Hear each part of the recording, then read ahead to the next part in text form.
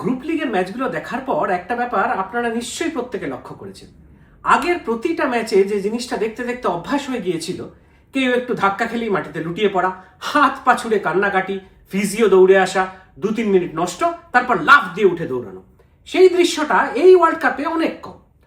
Throw ইনের সময় বল হাতে নিয়ে বউয়ের বার্থডে ইনভিটেশনের গেস্ট লিস্ট নিয়ে আর ভাবার সময় নেই। গোল কিক নেওয়ার আগে গোলকিপারেরও আর জীবন নিয়ে গভীর কন্টেমপ্লেট করার সুযোগ আর নেই, কারণ 2026 ওয়ার্ল্ড কাপে ফিফা পরিষ্কার বলে দিয়েছে, ফুটবল খেলতে এসেছেন, খেলুন, টাইম ওয়েস্ট করতে গেলেই এবার শাস্তির কবলে পড়তে হবে। প্রথমে বলি গোলকিপারদের কথা।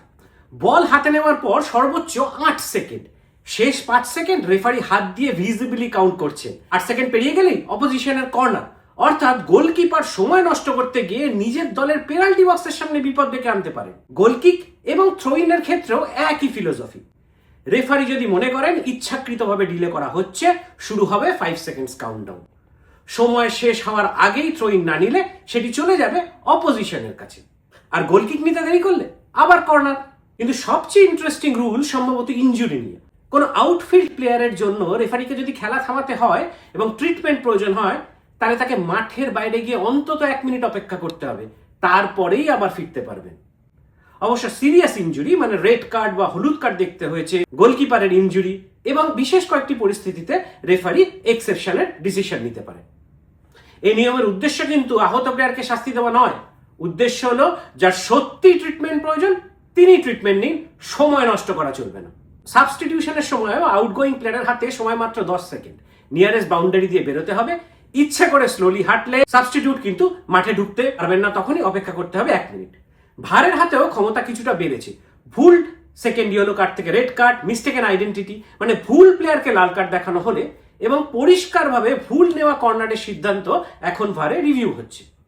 এবার আসি সেই নিয়মটায় যে নিয়মটা নিয়ে সব থেকে বেশি হয়েছে।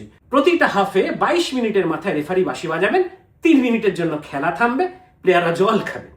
এটা ম্যান্ডেটারি, আবহাওয়া যাই হোক, স্টেডিয়াম ক্লোজড হোক বা ওপেন হোক। ডালাসে ইংল্যান্ড বনাম ক্রোয়েশিয়া ম্যাচে স্টেডিয়ামের বাইরের তাপমাত্রা ছিল 35 ডিগ্রি, কিন্তু ভেতরে এয়ার কন্ডিশনিং ছিল 22 ডিগ্রি।